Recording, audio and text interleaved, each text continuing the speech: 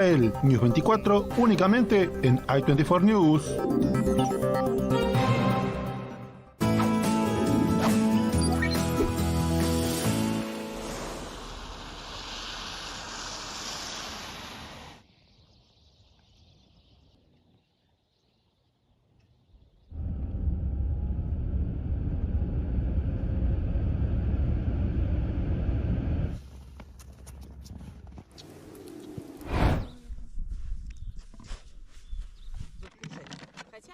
Моя толстая.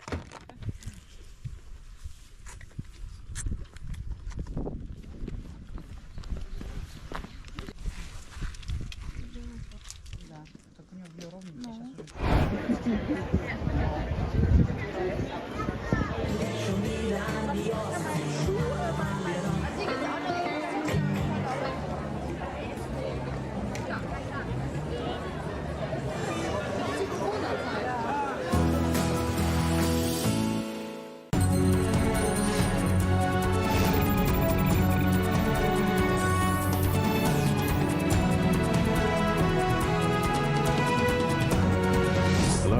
This is I24 News, and first, our headlines. Israel is still quiet about retaliation after Iran's attack. The US and Europe side with Israel but demand an end to escalation. And back to Gaza, no hostage deal and renewed threats to invade Rafah. After the unprecedented Iranian attack, Israel is still quiet about retaliation. Among the reasons is great satisfaction with the international cooperation stretching from the United States to moderate Arab countries. Here in the studio are Dani Ayalon, former Israeli ambassador to Washington, and Goren Ben-Yitzhak, former Shin Bet agent, to talk about latest developments as we speak. Ambassador Ayalon, there's a great debate inside Israel, inside the defense establishment, the government, and so on, whether to retaliate, and if so, how. Right. Well, Jacob, I would say Iran should be punished, and punished severely. The question is about the timing.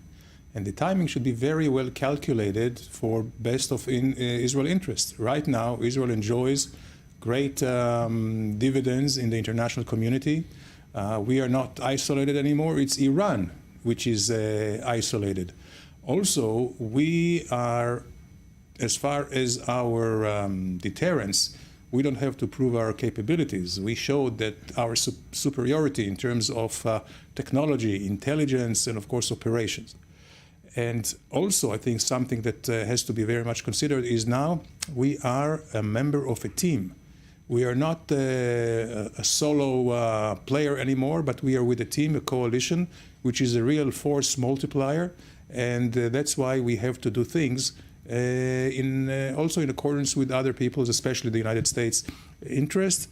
And here, I think what we are going back to, from a global point of view, we're going back to the patterns of the old Cold War, when you had two camps, the Soviet Union with its communist pack, and of course the Western alliances. And here again, we see a Western alliance led by the United States on the one hand, and on the other hand, you see the terrorism led by Iran, and behind Iran is, of course, Russia and China. Yeah, so complicated calculations. Gonen. On the other hand, many in Israel say this is inconceivable not to react to this. We're talking over 300 drones, missiles, cruise missiles, and Israel cannot stay quiet. Well, actually, when we think about a war is only a tool to get, in the end, or to get a dividend, as Ambassador Ayalon said, in the international field. Right now, the dividend is clear and known. And I think that Iran made a strategic mistake with the attack on Israel. So I think as long as Israel is stating that there will be some kind of retaliation, doesn't need to be now, and I think that Israel needs to exploit this opportunity and build a coalition with Saudi Arabia, with Jordan. We're talking about Jordanian pilots that intercepted drones from Iran heading Israel. I don't remember if it's ever happened in the past. So I think that we don't need now to launch a war. We need to use the international support on Israel We need to find ways to build a very strong coalition of the moderate Arab countries, and this will be much harder for Iran to digest the fact that now there will be a coalition against Iran in this region. Yeah. Ambassador Ayalon, there's a narrative that says here in Israel, we should react, but not in a way that will escalate this into a war. What is the idea? Well, I don't think it has much sense into it, Jacob, because to retaliate just for retaliation, just to check the box, I think it defeats the purpose. And I certainly agree with Gonen that, it's better to just keep the sword over their head, saying there will be retaliation, but, at our own choosing, and let them sweat about it. Let them start accumulating water and generators and all these things.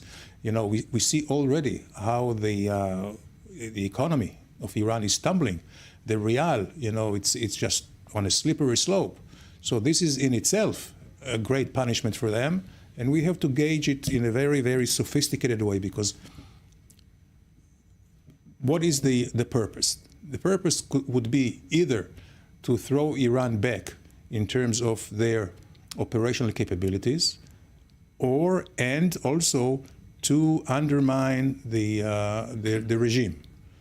And if an attack now will do both, I would say this is a good reason to do it, but I'm not sure this is the case now. Yeah. Let me bring in Dr. Walid Fares. Thank you very much for joining us, Dr. Fares. The past 48 hours, what does it mean from Arab perspective? How do you see it? Well, as it was discussed on the panel before I arrived, it's true that Israel gained now an additional card, which was not there a few weeks ago even, or of course a few months ago after October 7th, which is the formation of a de facto center of interest between the United States, which was there, the Biden administration, and Israel and Great Britain at some point. And of course, the rise of some members of the Arab coalition, the one that started in 2017. But I'm going to make a distinction here. That coalition, de facto coalition, meaning non-declared, is defensive. So if Iran throws another wave, a third wave of missiles and rockets towards Israel, going through these Arab countries or going in general terms across the region, then you're going to find Jordanians, you're going to find the Saudis, maybe other countries as well, intercepting these forces. But that's one thing. The other thing is, if Israel wants to take the retaliation strike, which it can do, obviously, into Iranian airspace or Iranian territory, I don't know if at this point now, you will find Arab countries going with Israel. So it's more of a defensive coalition. And the Iranians now are surprised. Actually, I read a lot, not just from their own analysts, but on social media, which reveals more. They are kind of shocked that Jordanian pilots, yes, were intercepting these drones, and the Saudis were about to, and maybe other countries as well. So Israel has a card. It's up to the Israeli leadership to decide, is it more important to strike on Iran, even this is not going to change the regime, but that's a strong message, or the stronger message is to have, between now and a few months from now, a U.S., Western, almost NATO-type coalition with the Arabs and Israel to defend and protect Israel. Yeah, I think it's a valid point that it was a defensive coalition, but if things do deteriorate, what's the future of this coalition? Are they only going to stand aside and wait for the Iranians to do something, or maybe the future holds some more of that? If you allow me to go back like a few years, when the Arab coalition started, and of course was followed by the Abraham Accords, those types of coalitions were linked to a position of the previous administration, which, by the way, could become the next administration. We don't know. These are domestic politics. And that one was, we consult with each other in the region. That's Abraham Accord plus the Arab coalition. And if needed be, to go after the aggressive behavior of Iran, that would have been a NATO-like reaction. At this point in time, the administration here is pausing for the same position. If Israel is attacked, certainly the United States, across the board, in Syria, Iraq, elsewhere, the Mediterranean and the Gulf, will be in defense of Israel. Or if Saudi would have been attacked, the same thing for the Biden administration. But it was made clear that at this point in time, this administration is not going to go on the offensive. So yes, to answer your question, this is going to be, in my view, at this point in time, unless Tehran makes another mistake like the Gaza war, it's going to be, we wait for the Iranians. We have, built a very thick red line around Israel and our Arab allies. But if the Iranian leadership decide to go beyond that, then everything is possible. Then this coalition could become offensive.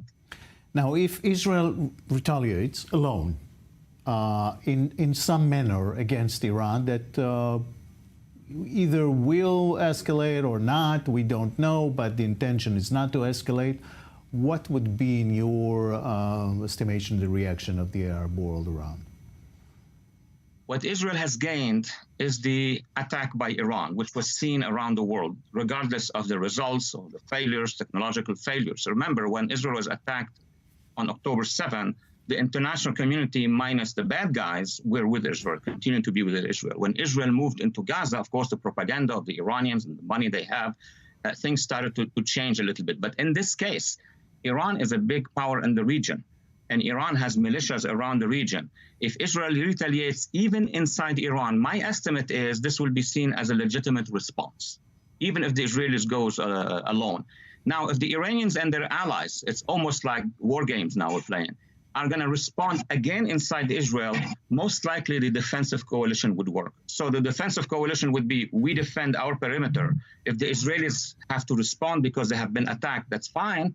There will be statements, of course. But if Iran and its militias attack again Israel or the Arab states, then you're going to see the functioning of that coalition, de facto coalition, in my view. All right. Dr. Walid Faris, I thank you very much. Thank you so much for having me. Thank you. Now, the War Cabinet meeting has just ended, and there's a next one scheduled for tomorrow at 2 p.m. Israel time, whatever that means. I don't know, but maybe we have a few hours of wait. We don't know. Back to you, Gonen, on the question of retaliate but not escalate. Is there a magic path there? Right now, we see the retaliation inside the cabinet. We see, the far right-wing members of the cabinet trying to push Netanyahu into some kind of retaliation, which, as I said, I don't think that is necessarily needed right now. We don't exactly know, because there are many rumors about what Gantz is saying about retaliation, what Eisenkot is saying about retaliation. We know that Netanyahu asked some members of the opposition to come and listen to what happened, maybe what he thinks about the near future, how Israel is going to respond.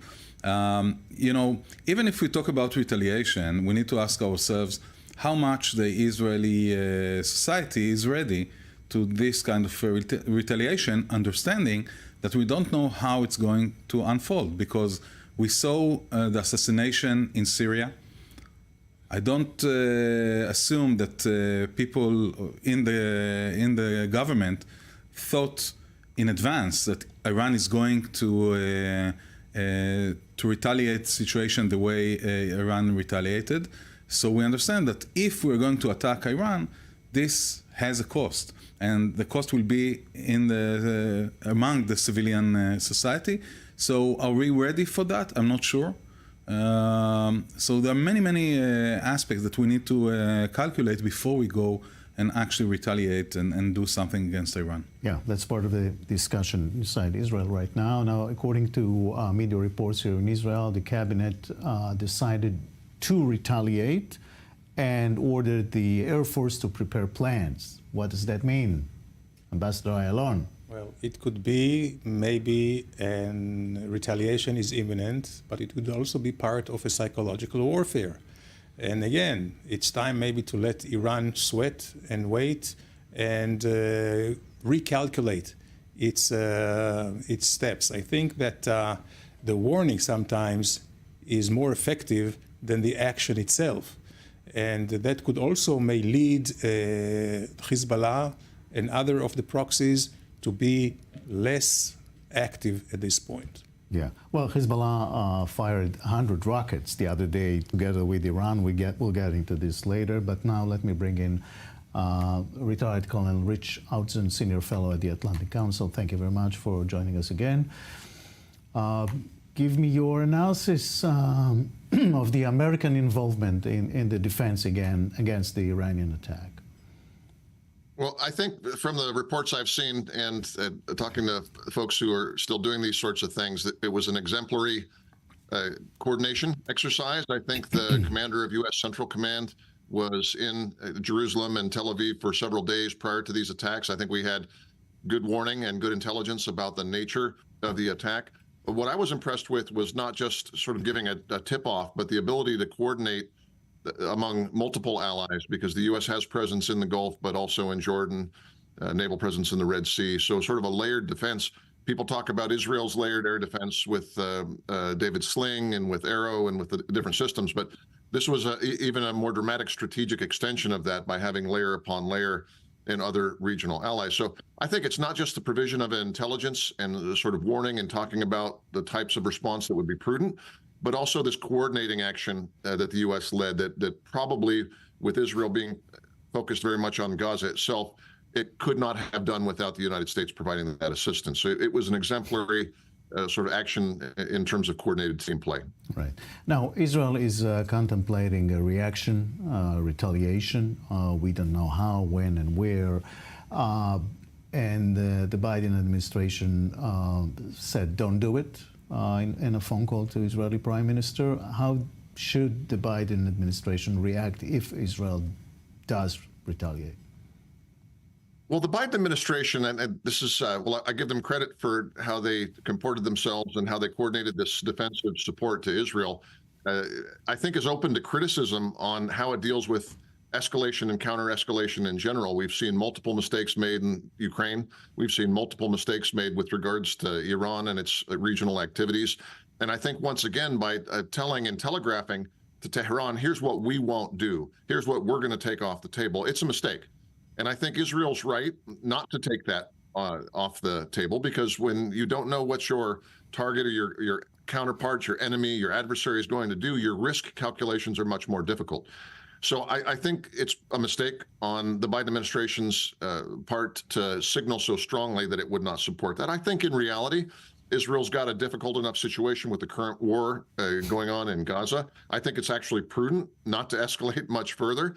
Yet if Israel were to do some sort of a limited strike, especially against one of the proxy groups, again, Hezbollah in southern Lebanon, if a limited strike that did not prompt another major round of fighting there, the United States might lecture and sort of criticize, but would not. This would not lead to a breach in the ongoing military cooperation.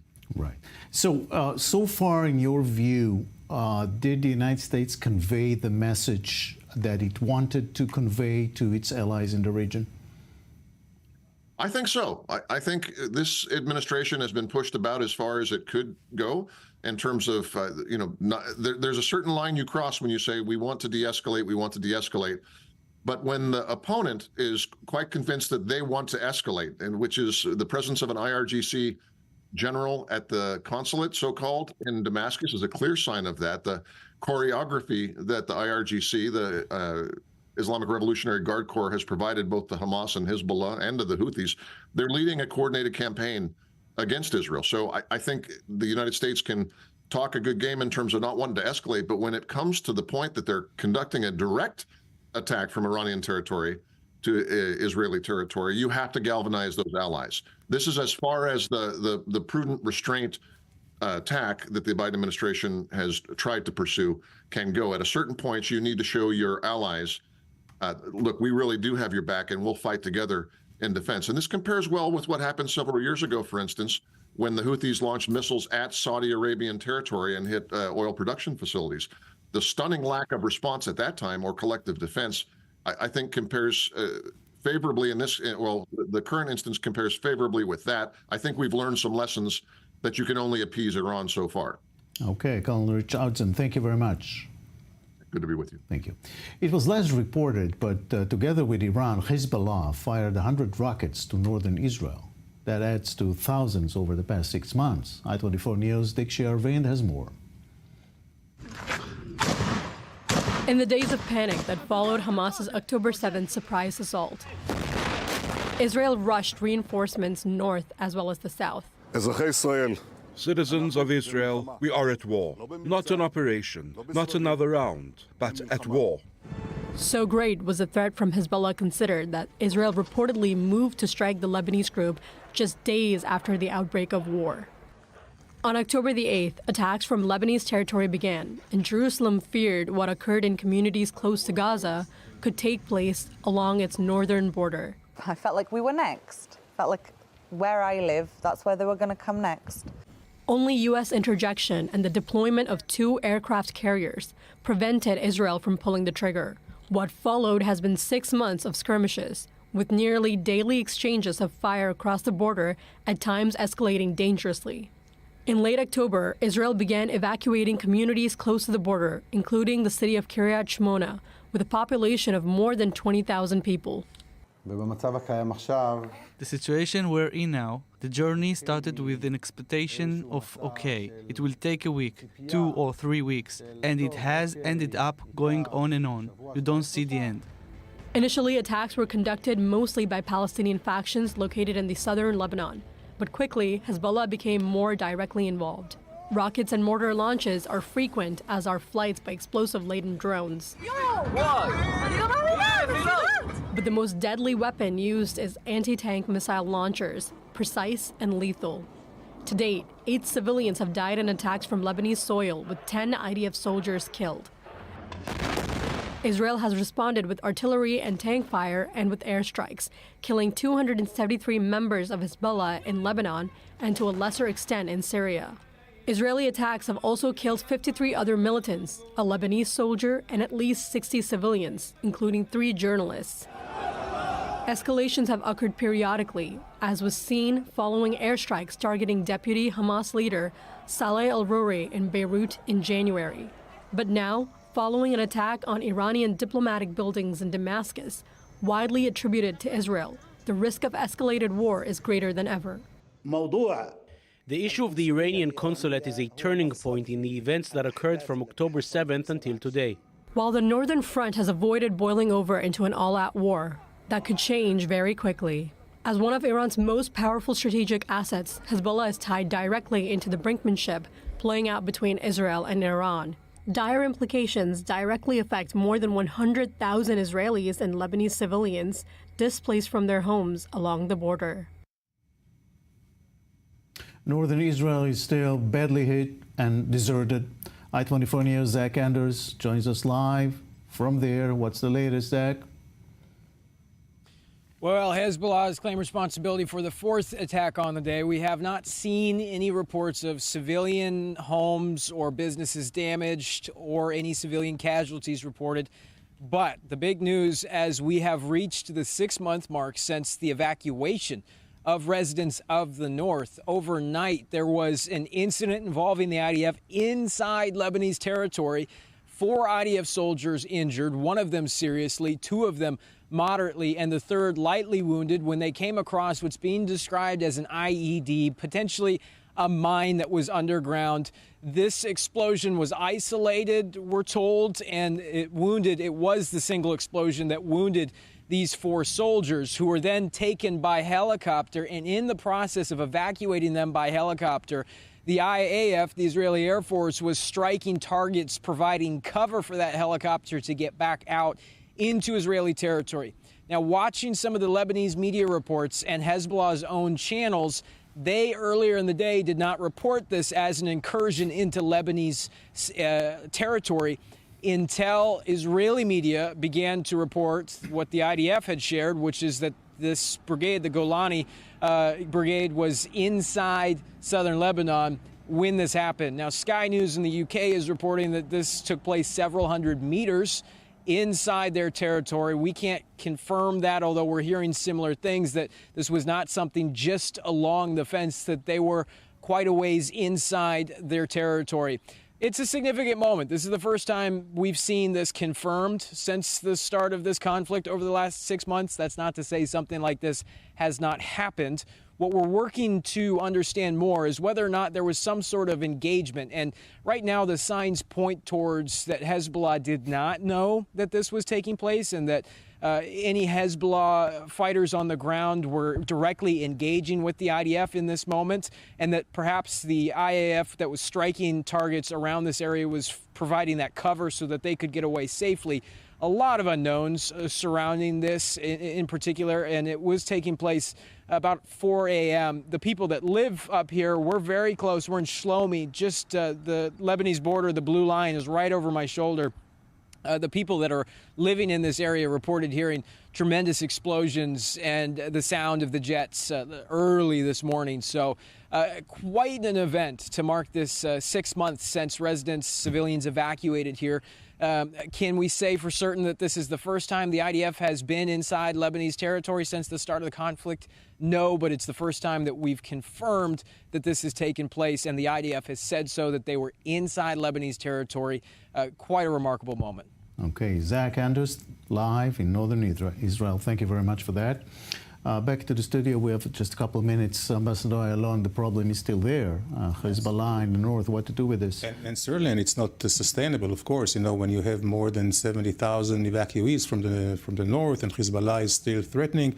Well, if we go back to the first discussion, you know, about Iran, it could be a quid pro quo. You know, we let Iran go now, but in return, we get support for throwing Hezbollah back to its northern areas and completing 1701 United Nations Security Council resolution. Right, Goran?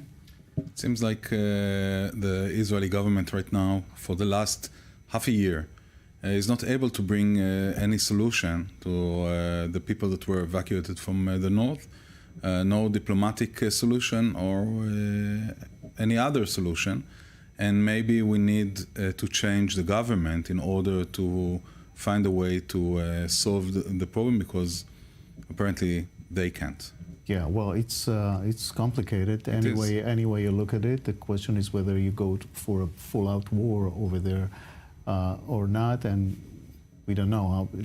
It depends on Gaza as well, right? It depends on Gaza, and I think that, as Ambassador Ayalon said, now Israel has some credit, and we need to use this credit in a way that solves the immediate problem of the northern border. So we'll get to that in a minute, Rafah issue and all of that.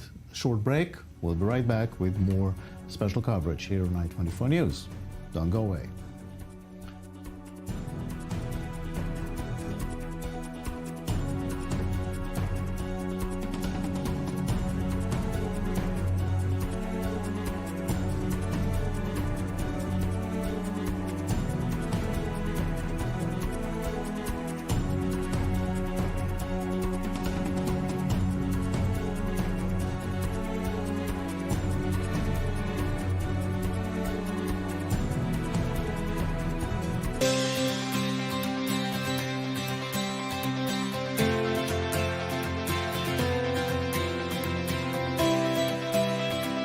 Israel is in a state of war. Families completely gunned down in their beds. We have no idea where is she. As our soldiers are fighting on the front line, but the general perception is something that certainly needs to be fought as well.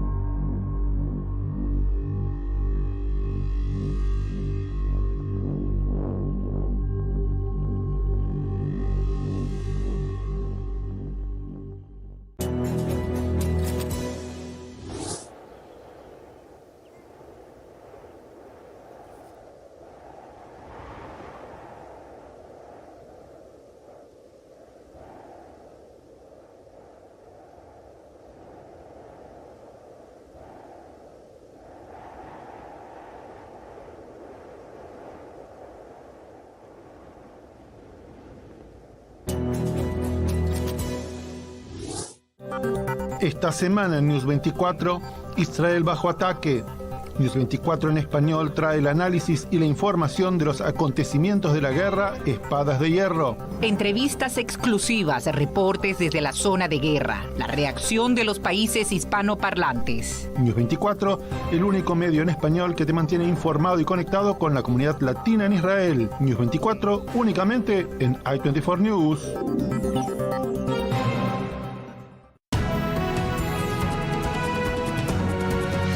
Welcome back to I24 News. We spoke about Iran. We spoke about northern Israel. Now to the south. And we're going to go to southern Israel in a minute or two. Now, as the hostage negotiations are stuck again, Israel is renewing threats to invade Rafah. I24 Nicole Tzedek reports. It's been 1 week since the IDF withdrew all but one brigade from the Gaza Strip. And now, reinforcements are on the way. In accordance with the assessment of the situation, the IDF is recruiting in the coming days about 2 reserve brigades for the operational missions in the Gaza Strip. The IDF is moving forward with pinpoint, precise operations in Gaza. But the question remains when the operations will move to the last remaining Hamas stronghold, Rafah. We will complete the elimination of the Hamas battalions, including in Rafah. There is no force in the world that will stop us. There are many forces trying to stop us, but they will not help it, because this enemy, after what it has done, will not do it again. It won't exist either. Despite Prime Minister Benjamin Netanyahu claiming a date is on the calendar, no one else seems to be aware of this date, or what exactly an operation in Rafah would look like, as there are currently more than 1 million Palestinian civilians living in the southernmost city. But as the international community waits to see how Israel will respond to Iran's massive drone and missile attack, the main mission remains close to home. We have not lost sight, not for one moment, of a critical mission in Gaza, to rescue our hostages from the hands of Iran's proxies, Hamas. With many of the 133 hostages believed to be held in Rafah, along with 4 untouched Hamas battalions, it does seem more of a when and not an if the IDF will go in. Now to I24 News, Pierre Steckelbach live in southern Israel. It's sunset now. What's going on? Right, Jacob. Although to a lower intensity, the war in Gaza does continue, although the Iranian attack has drawn a lot of attention to it, and although the IDF days ago has announced that it would withdraw almost all of its ground troops, the Israeli Air Force is still very active, specifically focused on the central part of the Gaza Strip, the Nusayrat refugee camp and its outskirts. The Israeli army is saying that in the last days it has been targeting Hamas and Palestinian Islamic Jihad operatives. It has also found weapons depots, and earlier we also saw aerial activity going on there, explosions, and the same accounts for some parts of northern Gaza that we're looking into. In the late afternoon hours, we saw some airstrikes also there. Yesterday, there was some confusion in some parts of the Gaza Strip. The message made round that people would be allowed to return to Gaza City and to northern parts of the Gaza Strip, so thousands of people gathered at the coastal road leading into northern Gaza, although the Israeli army said that this was false and that no one in the meantime would be allowed to return to Gaza City or the northern parts. Those who have made their way south in the first months of the war, Israel reiterated the message for people to flee to the southern parts of the Gaza Strip, which led many people to leave behind family, and many are desperate to assess the damage that was done to their houses to just return back to their homes. So yesterday there were a couple of hours where people were saying that some were led past an Israeli military checkpoint. The Israeli army also today made sure, also in Arabic, the Israeli army spokesperson in Arabic, Avichai Edrei, posted on X that no one would be allowed to go back to the northern parts, as these zones are still active combat zones, and this is what we also saw from southern Israel here today. Explosions are still continuing. The Israeli Air Force is active, and also when we speak about the central part of the Gaza Strip, the Nusayrat refugee camp where where the Israeli operations are focused on, they're also the last remaining ground battalion. The Nachal Brigade is active with its ground forces, the brigade that is basically safeguarding the Netzarim corridor that leads from Israel to the coast in Gaza. These brigade that is there to safeguard that corridor is also actively engaging in the fighting that is going on in the refugee camp of Nusayrat right now. Okay, Pia, thank you very much for that. Back to the studio with Gonen Ben-Yitzhak and Ambassador Dani Ayalon. Rafah is still on the table, apparently. In what form? Well, this is very interesting. I think with the negative answer of Hamas lately, which is really outrageous, the Americans, determined it as outrageous after the concessions that Israel gave in the negotiations. I think that could lead the way into a major operation in Rafah with the blessings of the Americans, maybe even to the attempt to release or rescue the hostages, or at least some of them, through a military operation, since the Hamas is closing all the doors and the windows. We will have no choice, but this could really change dramatically the landscape of Gaza, because if we do go into Rafah and also seal the Philadelphia road, which is the only gateway between Gaza and the outer world, that could really bring Hamas down on its knees. Yeah. Unbelievable, Gonen. 6 months, over 6 months, and hostages are still there. Yeah, I think that we said in the early days of the war, in the beginning, even before Israel entered Gaza, that the most important thing is to bring back the hostages, because this will be something that will affect the ability of the Israeli army to fight Hamas in Gaza. And actually we see now, we don't know now, 6 months after they were kidnapped, how many hostages are alive, what's their condition. We have not even one list knowing about any of those hostages. What we know is maybe something that we know through intelligence and interrogations of Hamas members and other fractions that were interrogated during the war, but we don't know much about the hostages. And also, we need to say, if entering Rafah is so important, we had enough time to get ready and prepare to enter Rafah, and we didn't see. There was a date. Yeah, said. There are more than 1 million people in Rafah. Some of them were forced to move from the northern part of Gaza to Rafah, and now, when we prepare this operation entering Rafah, we don't see that we prepare to do something with this population. Now, if the military said it's very important to go into Rafah, let's get ready. That's why I asked in what form. Look, we understand that in Rafah, many of the leaders are hiding in Rafah. There are still a few brigades, maybe, of Hamas staying there. When we're talking about destroying Hamas, which is, again, a term that is very problematic, but if we talk about trying to destroy Hamas, of course you can't let them stay in Rafah without taking care of Rafah. The problem is that I think everybody understands, if now we will enter Rafah, we'll bring back most of the hostages in coffins, thinking that there are still hostages that are alive. We don't know. We don't know. And this is, a big dilemma for Israel. Right. Let me bring in Hossein Kamal Kharidi, former assistant to Egyptian foreign minister. Thank you very much for joining us again. It's my pleasure.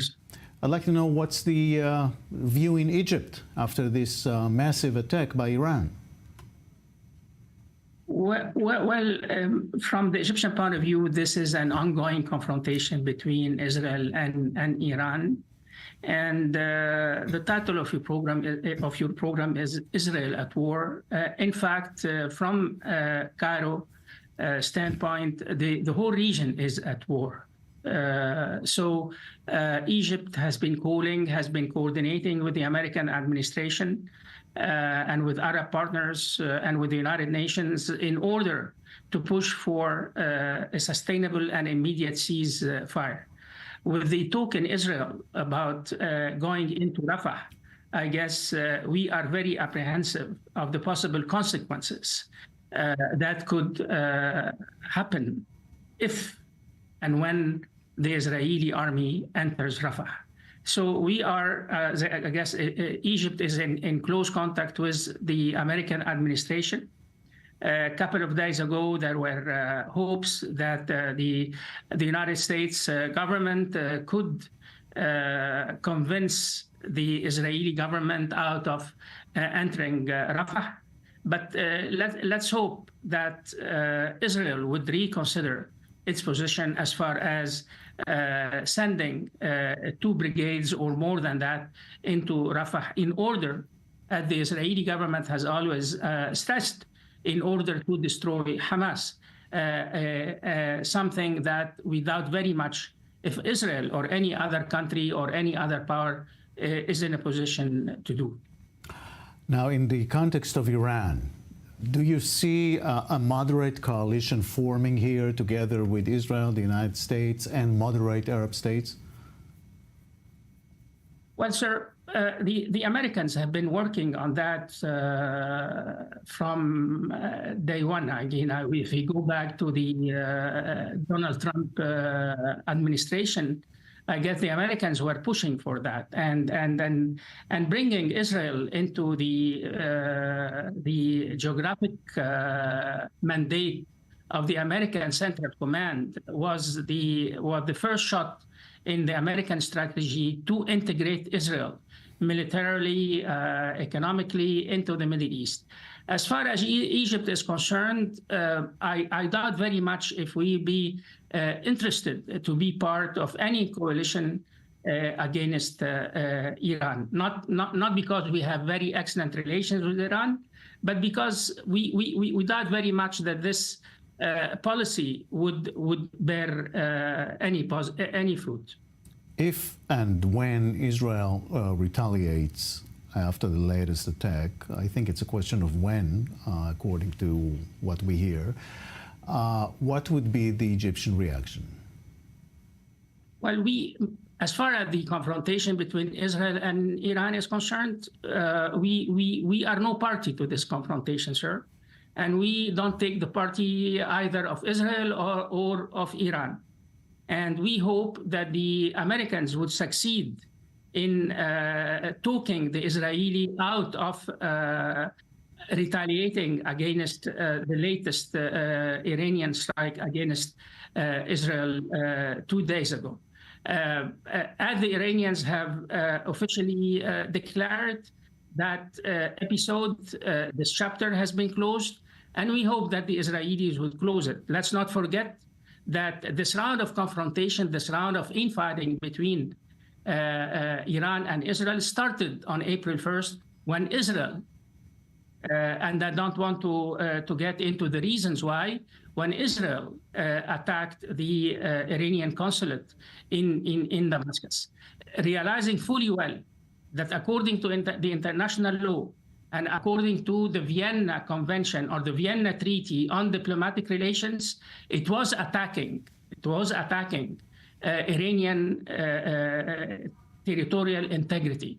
So when you in Israel, you do also, and in the United States and in some Western capitals, when you analyze the Iranian strikes 2 days ago, you always deal with it as if it's the beginning. But this was a retaliation on the part of the Iranians to an Israeli attack against their territorial integrity. So hopefully we hope that the Israelis would leave it at that. Okay, Hossein Kamal Hariri, thank you very much for these things. Ambassador Ayalon, you beg to differ.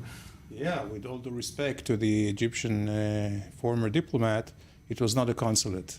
It was not listed as a consulate. Iran has consulates outside of Damascus. Damascus, capitals have embassies and not a consulate, but more than that, those who were killed, they were all operatives of the IRGC. No diplomat was killed. It was not a consulate, and it's the fact that the Egyptians are following the Iranians' version is a little bit frustrating. Yeah, but on the other hand, he said that it's a matter, if Israel retaliates, it's a matter between Israel and Iran. We Egyptians stay out. We stay out of it. That's interesting.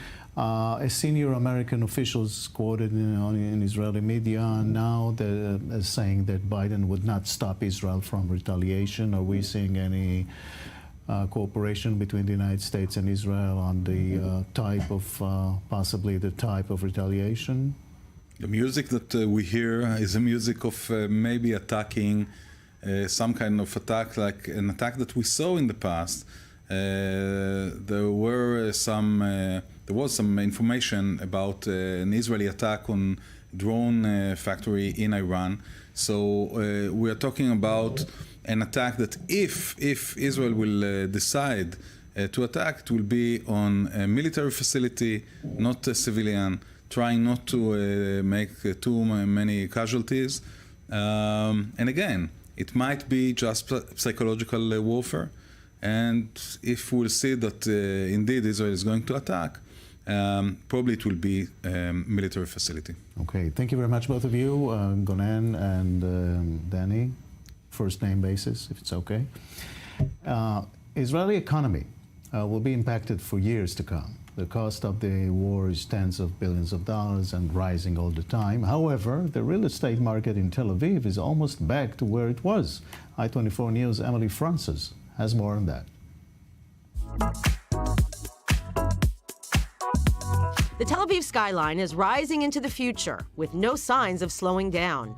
After all, Tel Aviv has been ranked the world's happiest city. To have a city view, a sea view, a blue sky, and warm weather all year round. In the States. I mean, all year round. No, you don't get this in the States. And we plan to make good use of it. In light of the violent wave of anti-Semitism sweeping the world following the October 7th massacre, pride is at an all-time high. And making an investment to own a home in Tel Aviv is becoming all the more enticing. And as I watch my friends and family who live abroad with anti-Semitism so strong, we have only one place. We have only one safe place that's ours. So to me, now that I'm here, it's a no-brainer. Even if you're not planning on living here now, the prices are going up. They continue to go up. It's a great real estate market. American Sarah Geist made Aliyah years ago with her young family. Now she and her husband took advantage of the Tel Aviv real estate market and bought this penthouse in a brand new apartment building in the Tony, new North Tel Aviv neighborhood. Before I made Aliyah, I don't know that I would have said to you, I feel comfortable with real estate as an investment. Because in the US, you see the market go up and down and up and down. And I can tell you quite honestly, almost every house we ever bought in the States, we did not make money. In Israel, you don't have those market bubbles and bursts like you do. The real estate in Tel Aviv doesn't have a lot of supply that can be afforded to allow a drop in price. Real estate lawyer Andy Schwartz affirms that the real estate market is back to where it was before October 7th and will only get stronger and more secure. First of all, the prices are quite rigid, meaning that if you want to play safe, like you're buying gold, Israel is very secure, meaning the prices doesn't drop, okay? People who are buying properties in Israel are thinking for the future generation. And it's look like a risk allotment and risk and distribution of assets.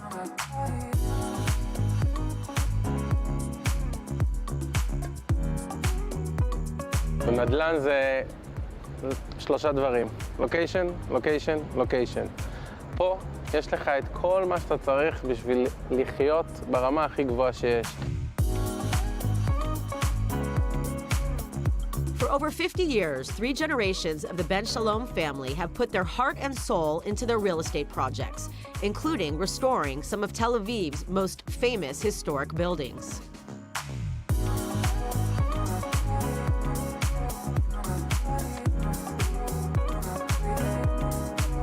זה בעצם בניין באוהאוס, שבעצם בנו אותו במקור לפני כמעט 100 שנה. הוא נמצא בלב תל אביב, קרוב להיכל התרבות, ולשמר כזה בניין, המשמעות שאתה צריך להשתמש בכל החומרים שהשתמשו פעם, אבל בסוף כשאתה מסתכל על התוצאה, זה שווה כל מחיר.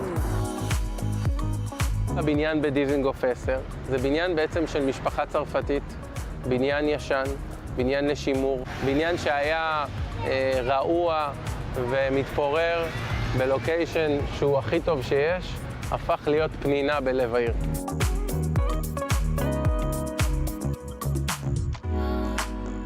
Tel Aviv is a lot like New York, where we don't have any kind of land to build new properties. So we really need to take something down and build something up, just like in New York. So you'll see the value of old, historical, meaningful buildings that they represent so much. And those are being restored and being now renovated. And that's where our specialty is coming to play. Next up is a passion project along Tel Aviv's famous Park Hayarkon in the upscale Bavli neighborhood, ideal for families. כשלקוח מגיע אלינו והוא מחליט לקנות דירה בבן שלום, הוא בעצם שם, אנחנו מבינים שהוא שם את הדבר הכי יקר עבורו בחיים, את הבית שלו, אצלנו בידיים. And for Sarah Geist, the proof is in the pudding. Honestly, we're now most of the way through this project, and everything they've said they were going to do, they've actually done, which is quite amazing. So, I mean, like really without fail. Everything has been tick, tick, tick. In Tel Aviv, Emily Francis, I-24 News. Yeah, crazy place. Expert Dr. Alex Common is with us now to talk economy. Real estate in Tel Aviv is still high. Can you believe this? And still going up. This is incredible. Yeah, that's part of the life in this country. Now, let's talk about the Israeli-Iranian crisis. First of all, oil prices. What's happening with this? Well, oil prices is just OPEC. The oil-producing countries are benefiting from this crisis, and they are reducing their production, Saudi Arabia primarily.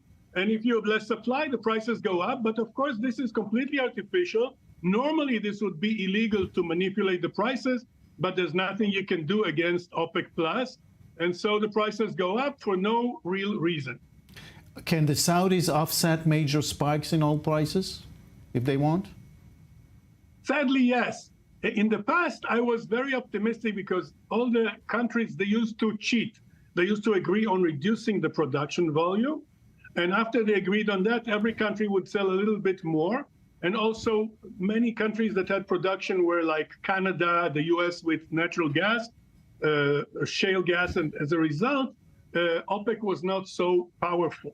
Recently, OPEC became very powerful if you take into account the fact that Russia is limited in terms of sales. Iran is limited in terms of sales. So the Saudis are very powerful and they're benefiting from every drop. Now, with two wars going on and some inflation still sticky, the United States economy and financial markets around the world are still strong. So why are they now we are seeing a lot of jitters because of what's happening between Israel and Iran? Why is that? Well, there is this slight speculation that if things escalate, if Israel really attacks Iran dramatically, and then you would see a collaboration of countries that would support Iran, which would probably include, in addition to Yemen, Syria, Lebanon, they would also include Russia and perhaps China. And then you see the rest of the world, such as the US, France, the UK, maybe Saudi Arabia. So as a result, you can envision like a small world war around this, erupting around this area. And so people are a little concerned about that. And the prices, and they're concerned about this war, and this explains the change in prices. I see this scenario very far-fetched. There was a lot of talk about economic sanctions on Iran. Now there's a new coalition and possibly G7 in this. Any chance, any meaning to more sanctions on Iran? I was very optimistic about sanctions because I'm much in favor of economic war rather than physical war. Rather than people dying, I prefer people losing their wallets. Actually, if you look at what happened in Iran in the current situation, before you see that the economic situation is tragic. They have hyperinflation. The Iranian rial is worth a fraction of a dollar. It's like the last time I looked at it, it was like 900s of thousands of a dollar. So it's really devalued. There's a huge gap between the actual exchange rate as it is in the black market and the official exchange rate, which is completely detached from that. So if you're an Iranian, we're talking about 50% inflation, which is hell. So if you want to protect yourself, you would go to the black market and you would buy dollars, and then you would sell your dollars. So a lot of your value would be lost in these exchanges in the black market. And as a result, what we see is this problem of the middle layer in the population being devastated, particularly now that there was the new year in Iran. And so I think that the sanctions are effective on the small person in the street. They're completely ineffective when you're talking about the leadership of the country. You do not see the Ayatollahs impressed by this at all. All right, Dr. Alex Coleman, thank you very much. Thank you very much. Thank you. That would be all for us. Stay tuned for more news with Kalev Ben David here on I-24 News. Have a good night from Tel Aviv.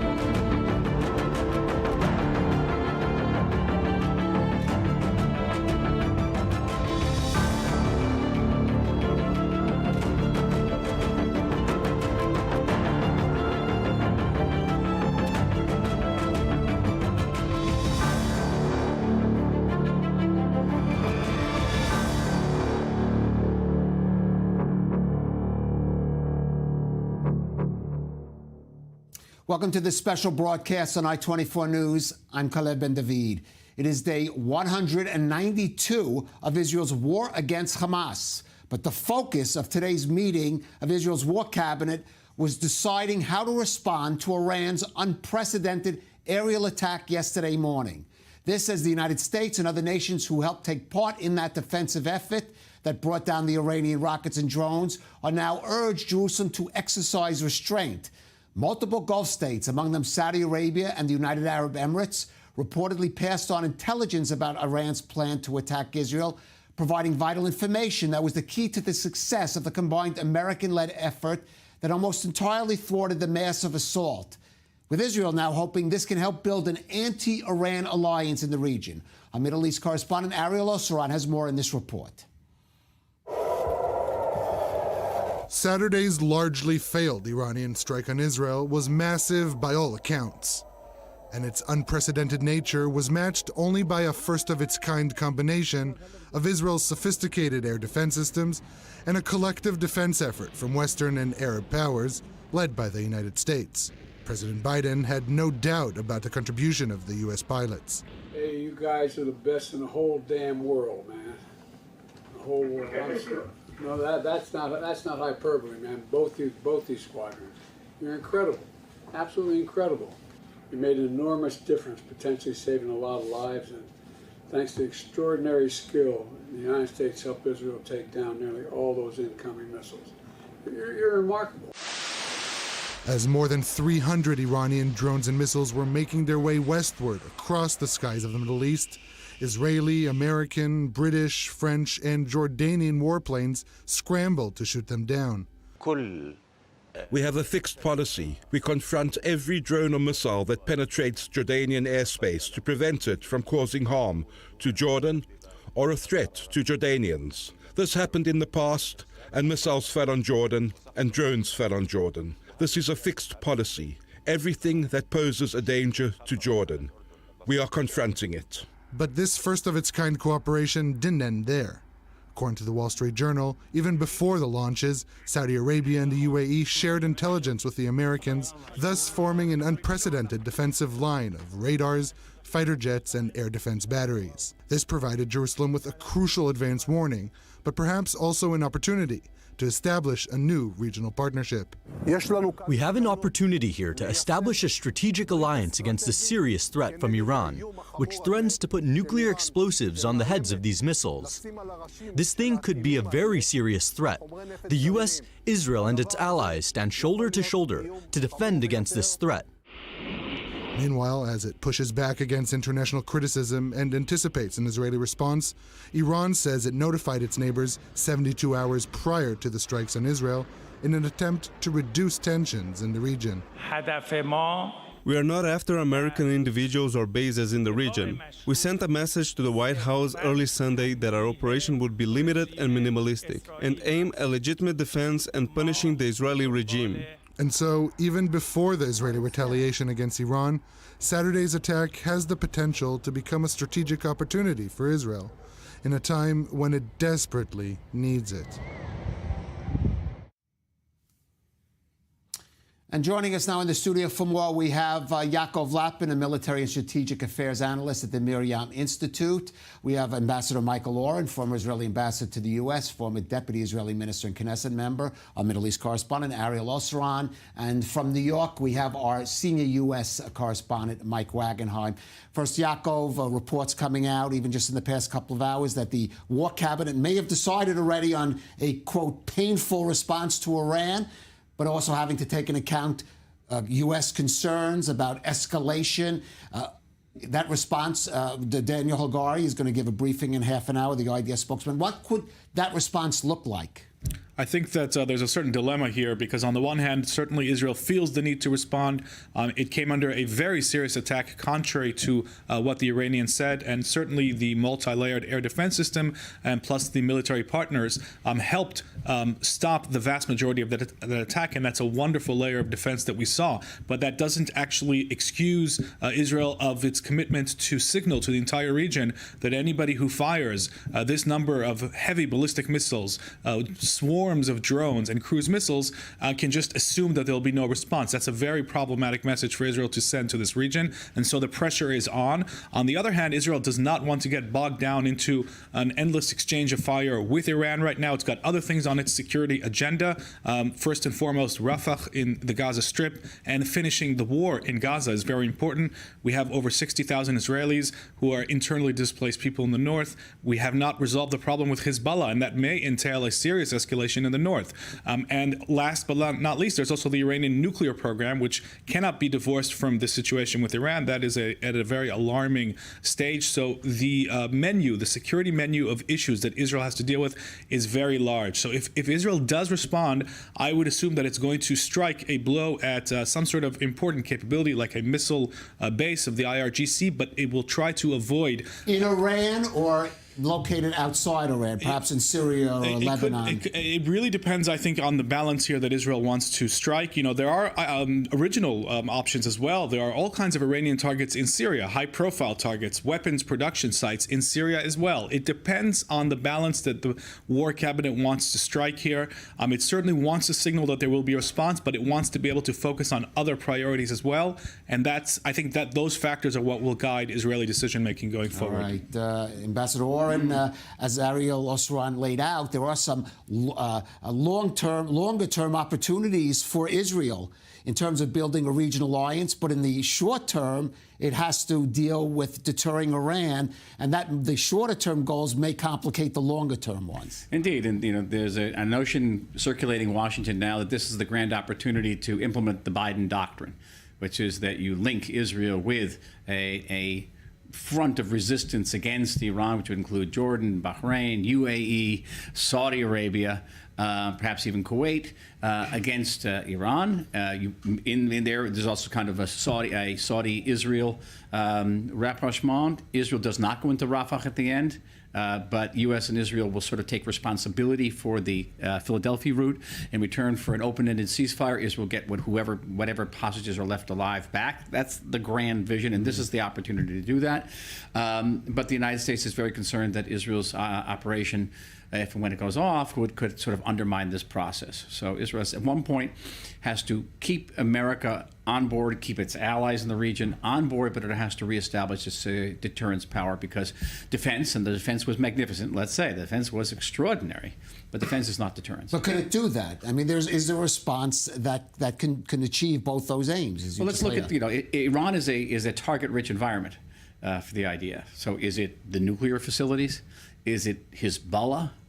Is it the IRGC? Is it sites, as Jacob mentioned, in Syria? Is it, the Iranians have taken actions against our seagoing vessels. We could do the same with their seagoing vessels.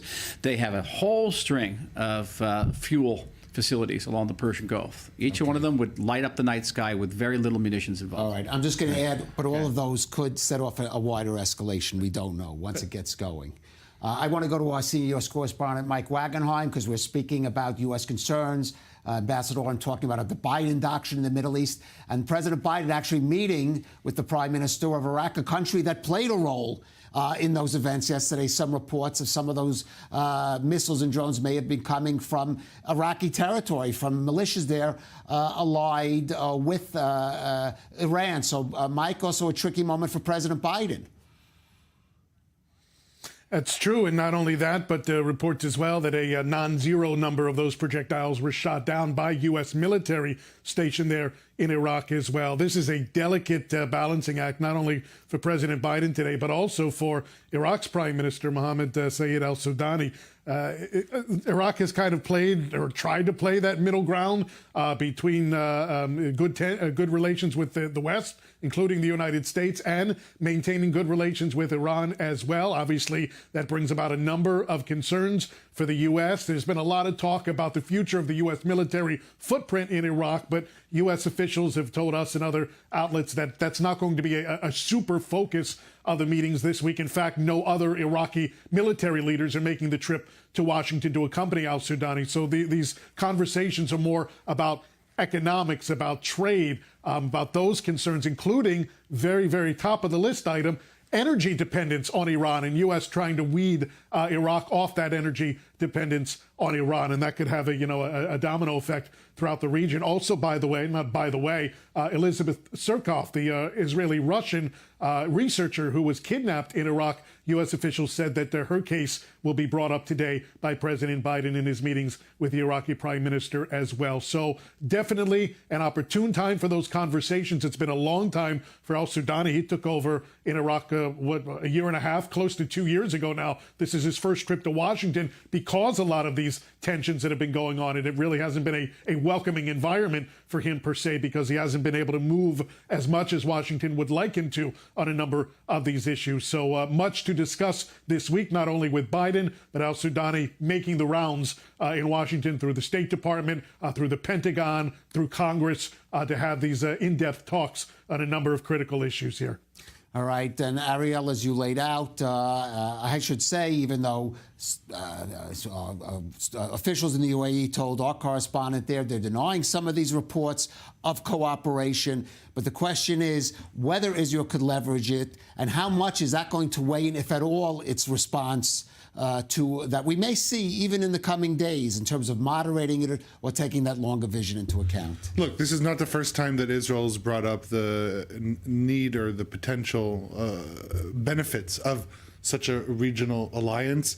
Even Gallant talked about it, or Gantz calling it MIAD, this Mediterranean alliance for air defense. But given, I think we shouldn't jump the gun quite yet.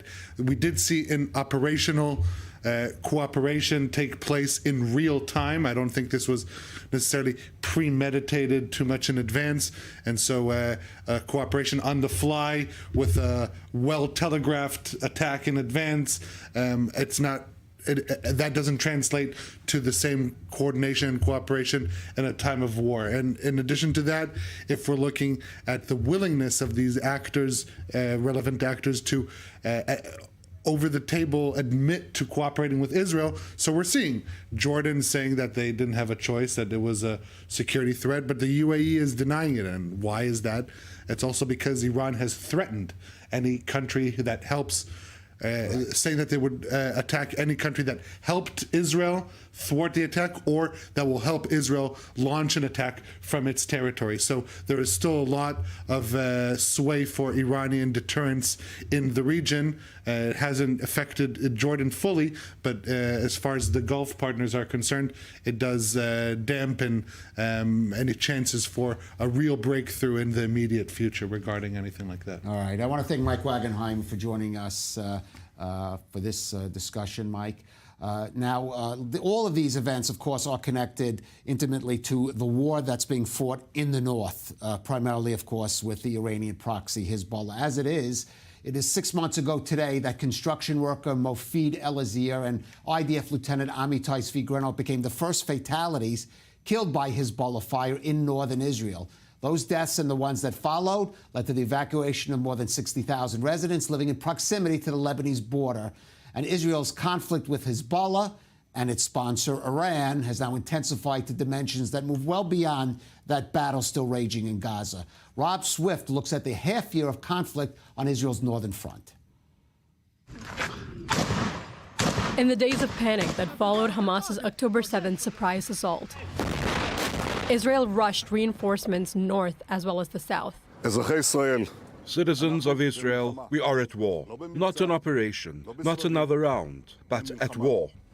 So great was the threat from Hezbollah considered that Israel reportedly moved to strike the Lebanese group just days after the outbreak of war. On October the 8th, attacks from Lebanese territory began, and Jerusalem feared what occurred in communities close to Gaza could take place along its northern border. I felt like we were next. Felt like where I live, that's where they were going to come next. Only U.S. interjection and the deployment of 2 aircraft carriers prevented Israel from pulling the trigger. What followed has been 6 months of skirmishes, with nearly daily exchanges of fire across the border, at times escalating dangerously. In late October, Israel began evacuating communities close to the border, including the city of Kiryat Shmona, with a population of more than 20,000 people. The situation we're in now, the journey started with an expectation of, okay, it will take a week, 2 or 3 weeks, and it has ended up going on and on. You don't see the end. Initially, attacks were conducted mostly by Palestinian factions located in the southern Lebanon, but quickly, Hezbollah became more directly involved. Rockets and mortar launches are frequent, as are flights by explosive-laden drones. But the most deadly weapon used is anti-tank missile launchers, precise and lethal. To date, 8 civilians have died in attacks from Lebanese soil, with 10 IDF soldiers killed. Israel has responded with artillery and tank fire and with airstrikes, killing 273 members of Hezbollah in Lebanon and to a lesser extent in Syria. Israeli attacks have also killed 53 other militants, a Lebanese soldier, and at least 60 civilians, including 3 journalists. Escalations have occurred periodically, as was seen following airstrikes targeting deputy Hamas leader Saleh al-Rouri in Beirut in January. But now, following an attack on Iranian diplomatic buildings in Damascus, widely attributed to Israel, the risk of escalated war is greater than ever. The issue of the Iranian consulate is a turning point in the events that occurred from October 7th until today. While the Northern Front has avoided boiling over into an all-out war, that could change very quickly. As one of Iran's most powerful strategic assets, Hezbollah is tied directly into the brinkmanship playing out between Israel and Iran. Dire implications directly affect more than 100,000 Israelis and Lebanese civilians displaced from their homes along the border. And let's go now to our correspondent, Zach Anders, in northern Israel near the Lebanese border. And another typical, I'm afraid to say, kind of day there of crossfire across the border, Zach. Here we are 6 months, a little more than 6 months in. Yeah, and today's a unique day. This is the 6-month mark for when those civilians at large started evacuating.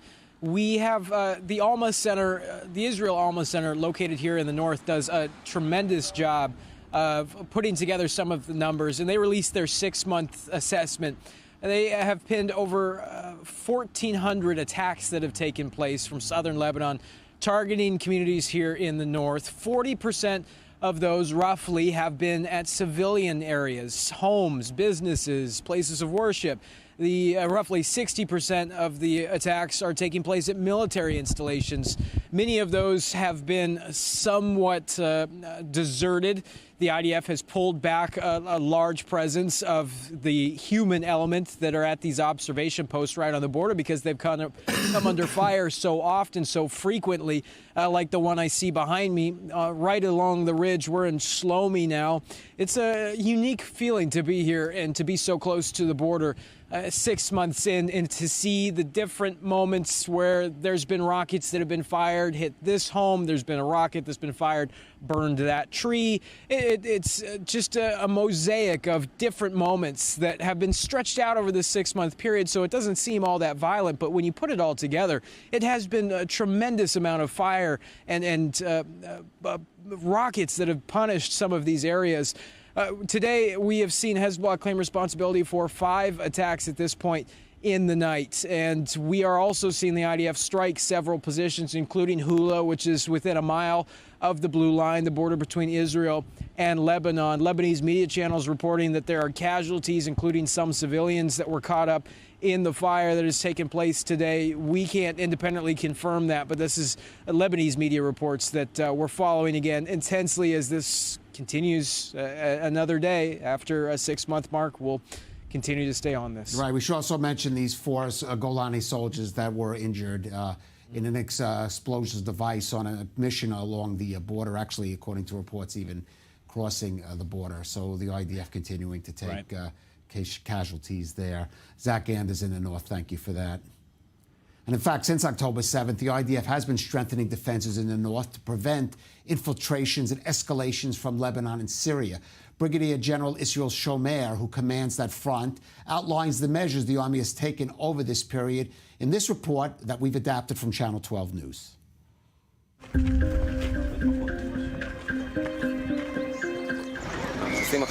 We are now entering the military zone on the border with Lebanon. There are certain places where we will have to run because there are open areas and they are watching us. If we come under fire from automatic weapons or mortars, we will have to lie on the ground, hands on our heads. They're watching us right now? Much less than before October 7th. But yes, even if we pushed a good part of them back several kilometers from the border, this also limits the firing at our territory and on our forces. What's the difference between what you're doing now and the mission of 4 or 5 months ago? We have changed our vision and our reading of the situation. We kill everyone who comes near the border. We are equipped with all the necessary military resources, which are much more important than before. Shamer, commander of the division of the northern border facing Hezbollah, taking us to the western border. The kibbutz we walk through is practically empty. This pastoral place has become the first line of defense of the army of Israel, while waiting for the war which everyone is preparing for. Could you help us understand how the forces are positioned on the ground? First of all, Hezbollah is comparable to an army. It is organized. Its pyramidal organization is military. It has divisions, brigades, soldiers, and reservists. It has command units and others who go into combat against our forces. But its ideology remains comparable to that of all terrorist organizations. It has many forces at its disposal, and I do not take its threat lightly at all. But we are much stronger than them.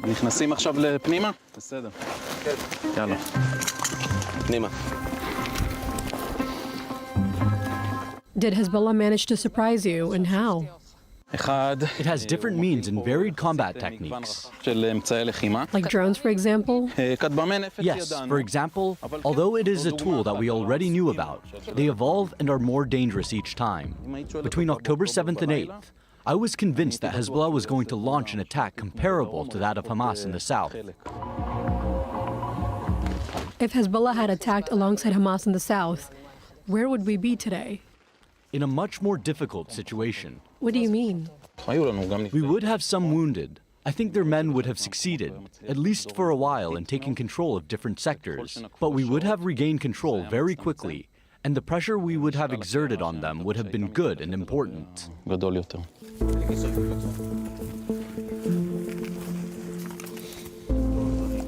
Why should we squat? We heard an unusual noise and were checking the terrain before continuing.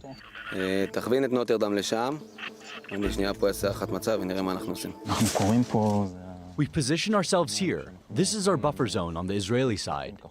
This is the buffer zone between the border and the first houses, and our presence here allows us to maintain the advantage. And if by mistake our enemy thinks he can advance this far, he will find many surprises on his way. Us first. Yaakov, is the IDF ready to prevent an October 7th attack across the border in the north?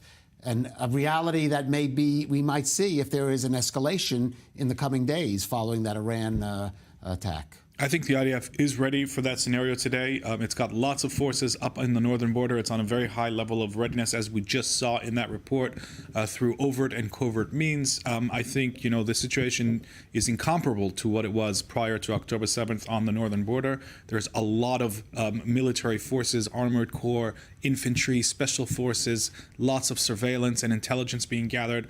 So there is definitely, a good degree of readiness. I think the problem is not that. The problem is the civilian situation. The fact that civilians can't live there, that it's been turned into a no-go zone for Israeli civilians, that is the problem. That is the elephant in the room. That is the situation that cannot continue.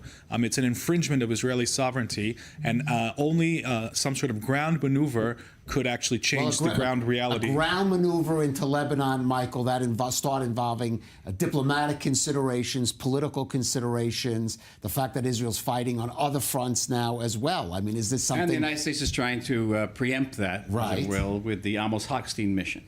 So the Amos Hochstein mission, a very experienced diplomat, I know him quite well, is trying to impose retroactively UN Resolution 1701 from 2006. This was negotiated by Condoleezza Rice, Secretary of State, and by our Foreign Minister, Tzipi Livni. It called for Hezbollah to withdraw its forces north of the Litani River, about 20 miles north of our border. It called for UNIFIL to take up the space in between and create basically a demilitarized zone. And you know how well that worked out.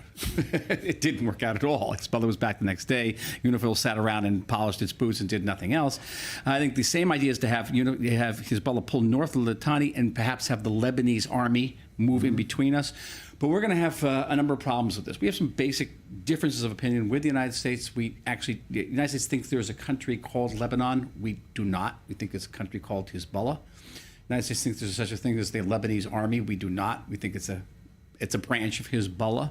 So you're going to have Hezbollah guarding Hezbollah. It's going to be very difficult for us. And the bigger, broader question is, what leverage does the United States have to get Hezbollah to withdraw quite literally under Israeli fire north of Litani? All right, well, that is a big question, and unfortunately, until we see that kind of movement, it's hard to imagine those people, those residents are going to feel safe going back to their homes on the border. Gentlemen, stay with us. We are going out for a very brief break, but we will return with more on this special broadcast on I-24 News, day 192 of Israel at War. We'll be right back.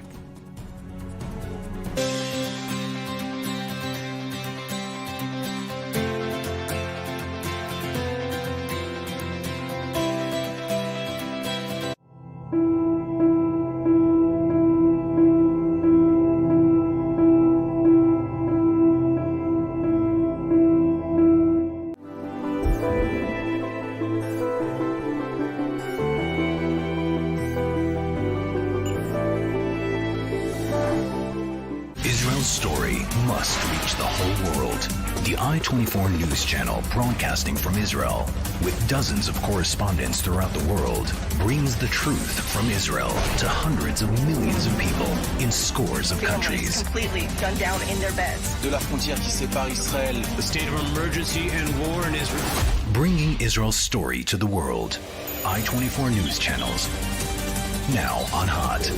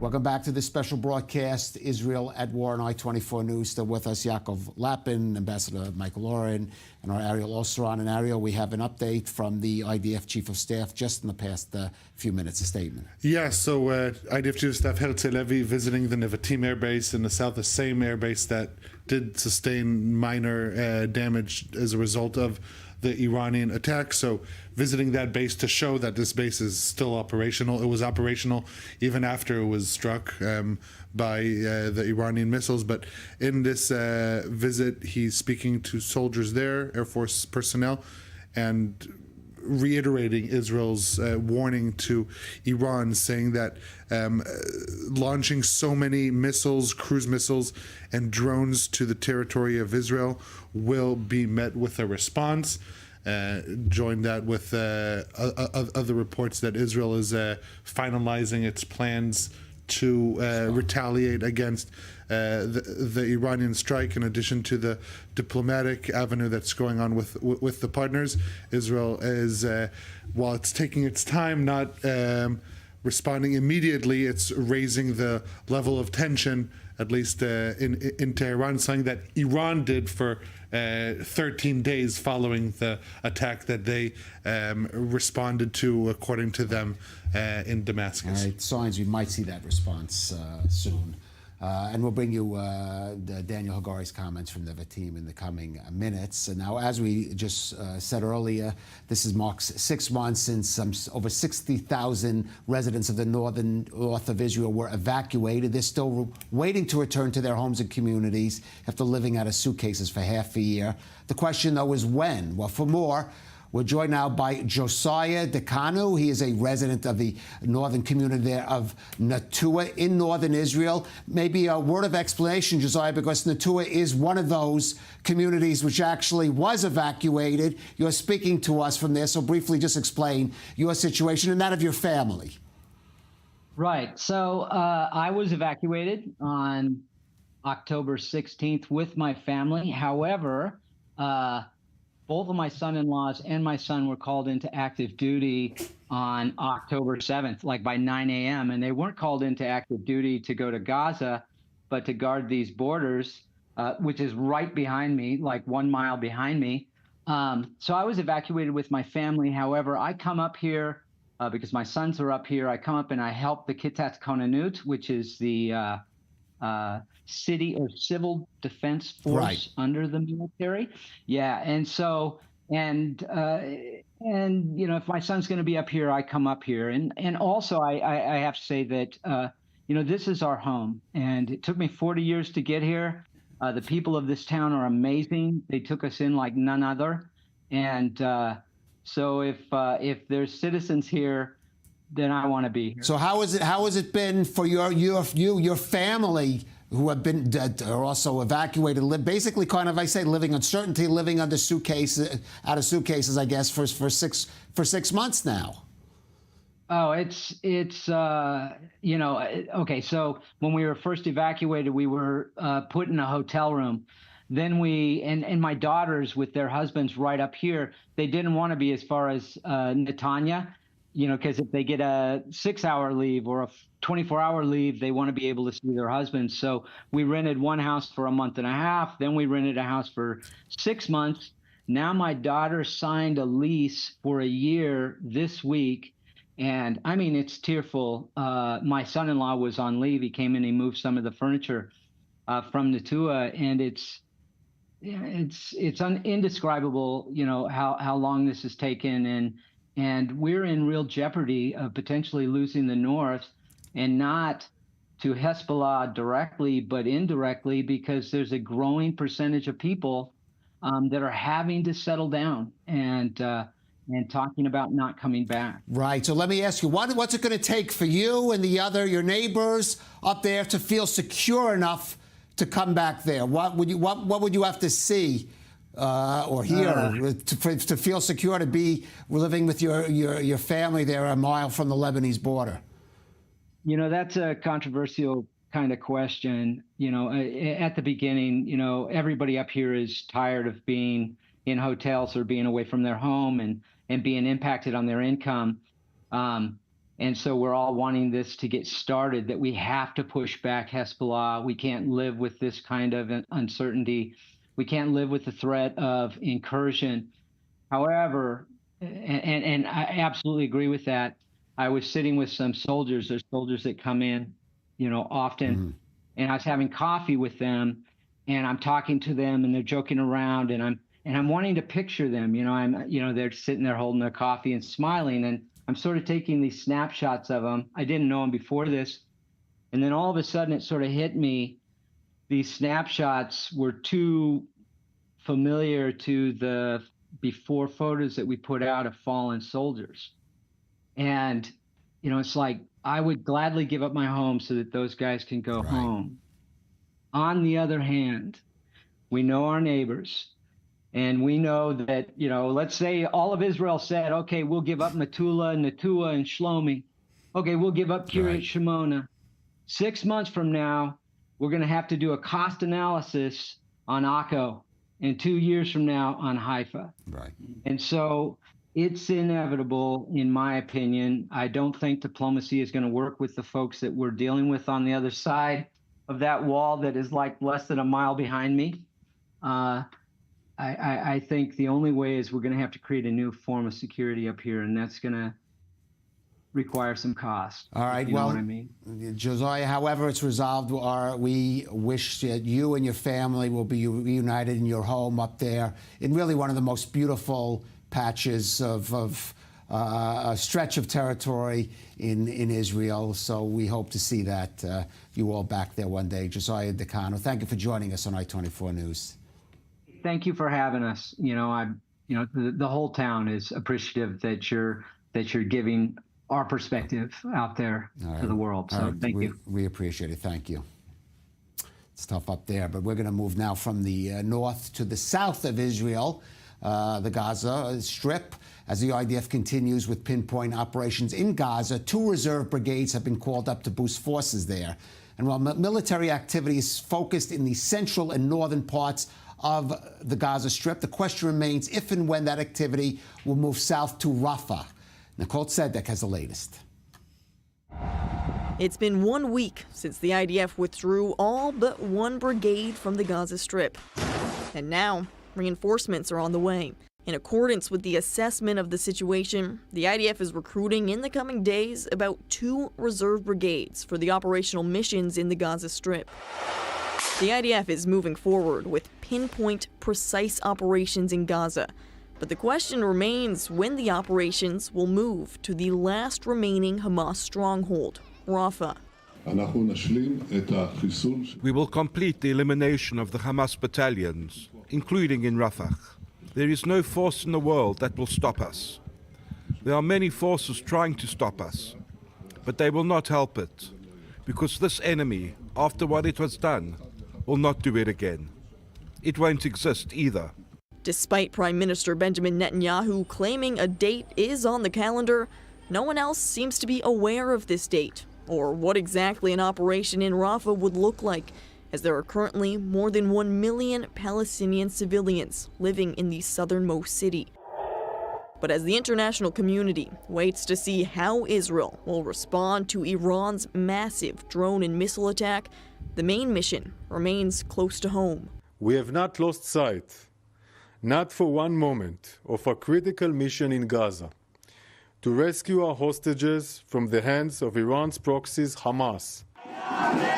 With many of the 133 hostages believed to be held in Rafah, along with 4 untouched Hamas battalions, it does seem more of a when and not an if the IDF will go in.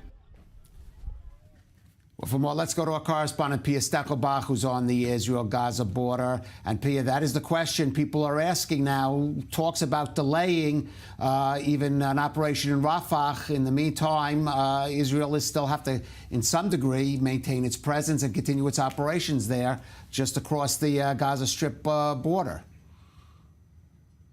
Right, Kalev. Well, the question when and if Israel will go about with its ground incursion into Rafah might be very much connected to the potential retaliation for the Iranian attack. Meanwhile, Israel's Air Force is still active in Gaza. It is focusing its operation on the central part of the Gaza Strip, the Nusayrat refugee camp and its outskirts. The Israeli army today said that it was going after Palestinian Islamic Jihad and Hamas operatives there, that it also seized weapons depots there. And we know that specifically in that area, in the central part part of the Gaza Strip, Nusayrat. This is where the Israeli army's activities have been focused on already in recent days. We saw some explosions there in the late afternoon and also in the northern part of the Gaza Strip. This is where we saw and heard some explosions there. So this is an indication for the fact that the Air Force is still very active there, despite the Israeli army saying that it withdrew much of its ground forces. We also do know that that one battalion that is right now still stationed in the Gaza Strip, the Nahal Brigade, that is supposed to safeguard the Netzarim corridor, that military road to the Gaza coast, it was also active in these operations in the central part of the Gaza Strip. So you do also have the involvement of ground forces there. Specifically when it comes to the northern and central part of the Gaza Strip, Gaza City and north of Gaza City, this is where there was some confusion among Gazan residents yesterday. Thousands of them gathered at the coastal road, the road that leads to northern Gaza.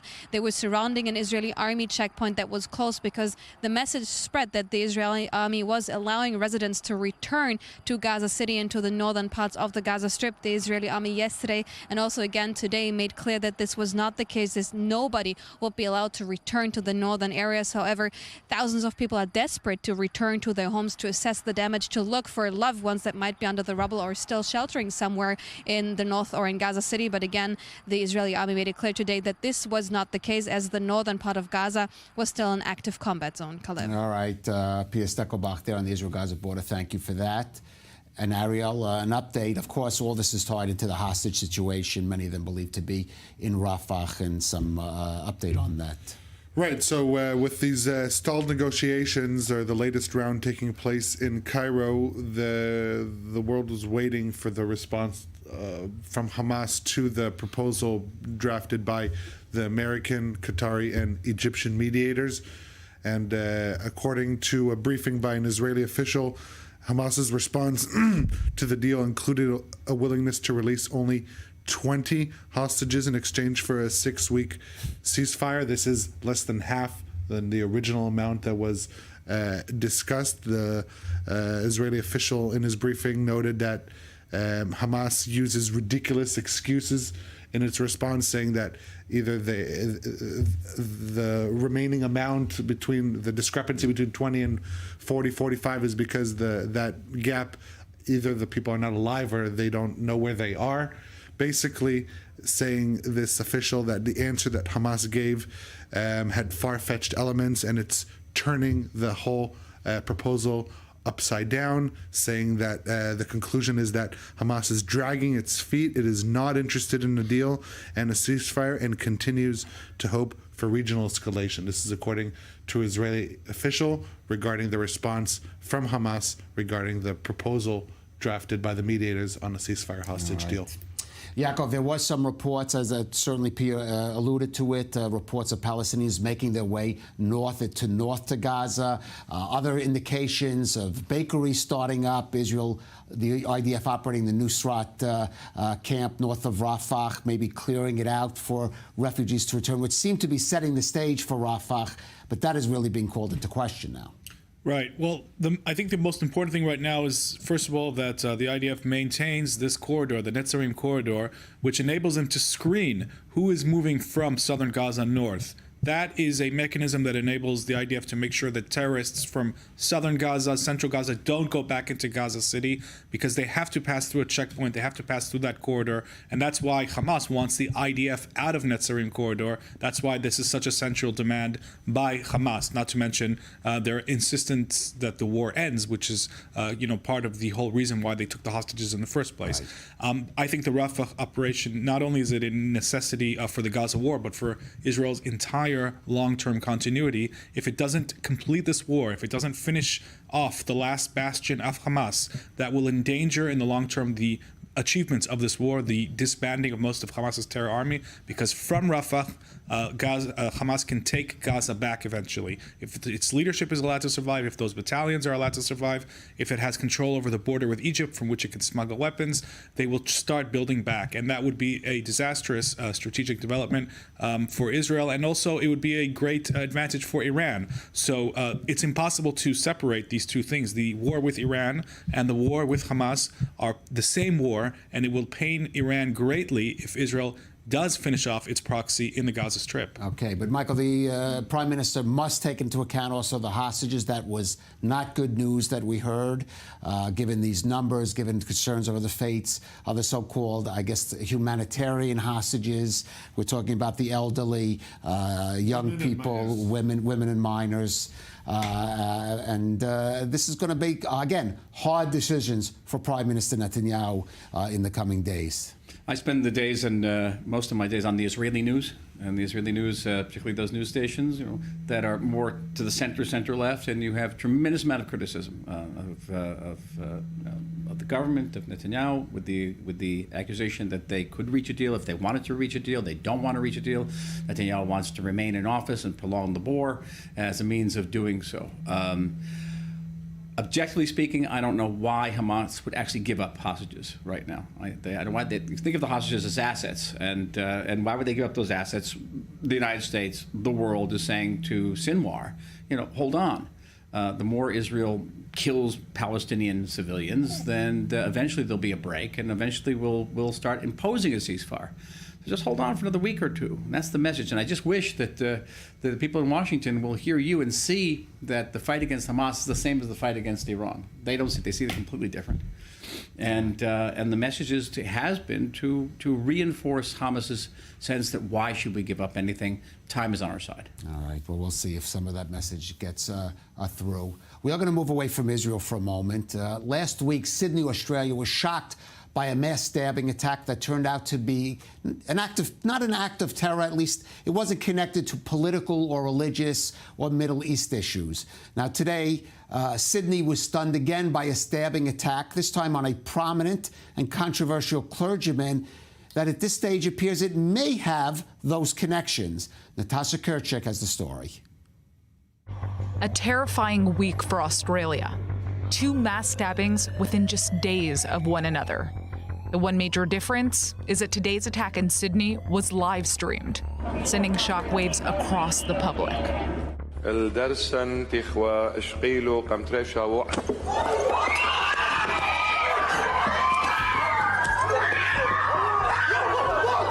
That's Bishop Mar-Marie Emmanuel, a prominent Australian bishop at an Assyrian church that's home to many worshippers who fled persecution and war in Iraq and Syria. The Christian Orthodox church leader is known for his popular TikTok channel that amassed a large online following after his public criticism of COVID-19 lockdowns and vaccines went viral. Statistics say that those who have received the vaccine, the death rates out of those who were vaccinated were more than the ones who died because of the coronavirus. It's just another type of flu. Today, hundreds of thousands of followers watch his live-streamed services on social media on the daily, where he preaches fire and brimstone, shares his anti-LGBTQ views, and even discusses international geopolitics. Apart from claiming that Satan founded the United Nations, he also has a lot to say about the ongoing Israel-Hamas war. With all love and respect, I'll say this to our beloved Jews and Palestinians. Until we accept Jesus Christ of Nazareth, there is and will never be peace. It was during one of these sermons at the Christ the Good Shepherd Church in Sydney that a man dressed in dark clothing can be seen approaching the bishop before striking him down. Allahu Akbar, or God is great in Arabic, can be heard in the background of the video.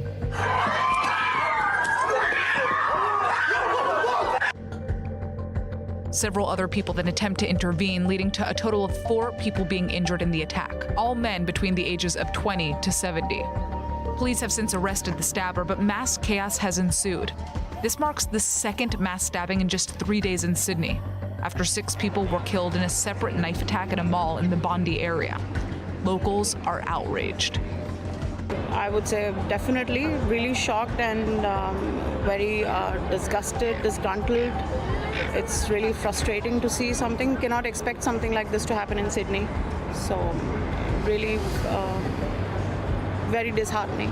Following the latest incident, police vehicles were attacked by an angry crowd of about 2,000 people rioting in an attempt to prevent the stabber from getting medical treatment.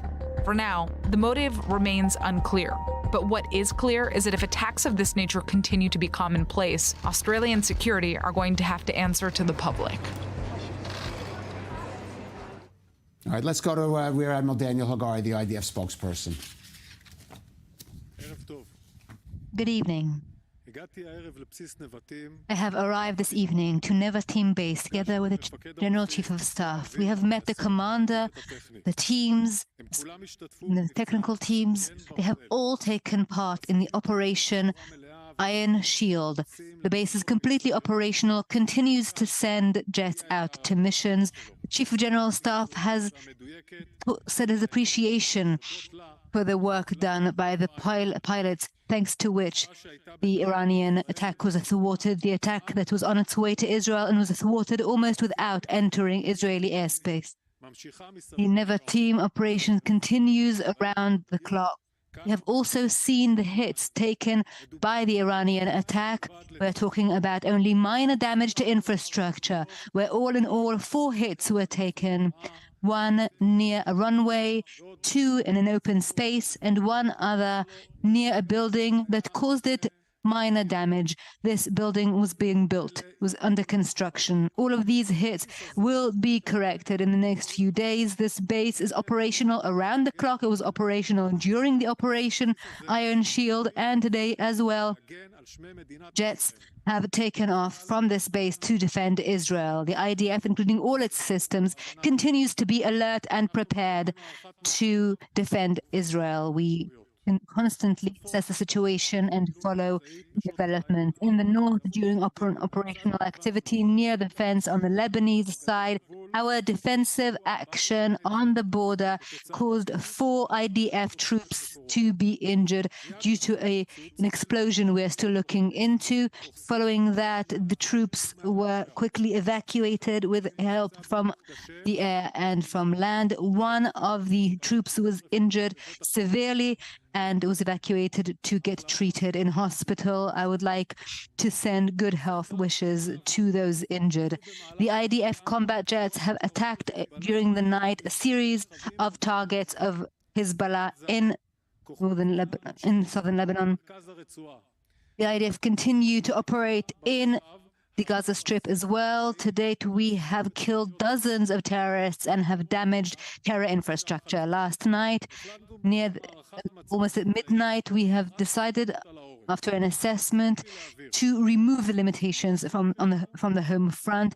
I want to reiterate that it is the citizens' safety that is the most important. I know that the implications on the economy, the kids, work and home are very, very grave, and therefore we release as soon as we can. We relieve these limitations. Yesterday, because of the security situation, we were able to do that only near midnight.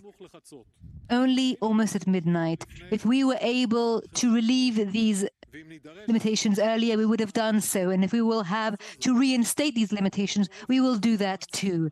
The Home Front Command is doing tremendous effort to make sure, together with the local authorities, to alleviate and relieve wherever possible. We are at war on several fronts, and the threats change in magnitude and frequency, and so do the directives. The directives can change even in the next few days, and we will continue to update you of any change immediately. Tonight, too, here from Nevatim base, we do not forget for one moment the 133 hostages. They are still being held in Gaza in difficult conditions. In this base, too, the only thing that the pilots and the technical team, when they go in their jets, all they can think about is how to help these hostages return home as quickly as possible. We will continue to do everything in our power in order to help them return home. Questions? And we just heard Rear Admiral Daniel Hagari there at the Nevatim Air Base in the Negev. That its grounds were hit by those rockets from Iran, though damage was not significant, he said. But we do have an update on some of the subjects we were talking a little bit before about Ariel, about an IDF operation in Rafah, the timing of it. Yeah, so apparently during our discussion on Rafah, the ears of the Office of the Defense Minister were burning because they just issued a statement saying that Defense Minister Gallant held a discussion this evening regarding preparations for a Rafah operation. This includes preparation to evacuate the civilian population there. The statement didn't say that preparations have begun, only that the defense minister emphasized that preparations must be made in accordance to the cabinet's decision. And so that is also an indication that the cabinet has approved the starting to move regarding this operation in Rafah. This is according to the latest statement by the defense minister. And Yaakov, playing into what we said before, but of course the prime minister under political pressure also to keep the pressure on Hamas, including an operation in Rafah. Yeah, and after, we saw that Hamas has no intention of reaching a deal, no matter what was offered to it. We're seeing the beginning stages of the Rafah operation. In my opinion, a statement like this would not be put out if the operation would not be approved, probably sooner rather than later. It's going to take, according to estimates that I've seen, about 2 weeks to evacuate the civilians from Rafah. There are probably more than 1.5 million civilians that have to be moved out of harm's way, right. And then we'll start to see those IDF units moving in. We have just about 30 seconds left, but that's something the U.S. has demanded of Israel, move those civilians out of the way. The United States actually hasn't really helped Israel with it, too. And the United States has a lot of experience with moving people away from disaster areas. It doesn't. The United States doesn't want us going into Rafah. And in a kind of absurd way, both Hamas and the United States are using that civilian population as a type of human shield in a different way. The Hamas is using the Palestinian civilians as a physical shield, but the United States is using them as a diplomatic shield. Either way, the outcome is the same. Israel, they do not want Israel moving into Rafah. It seems like Israel, though, is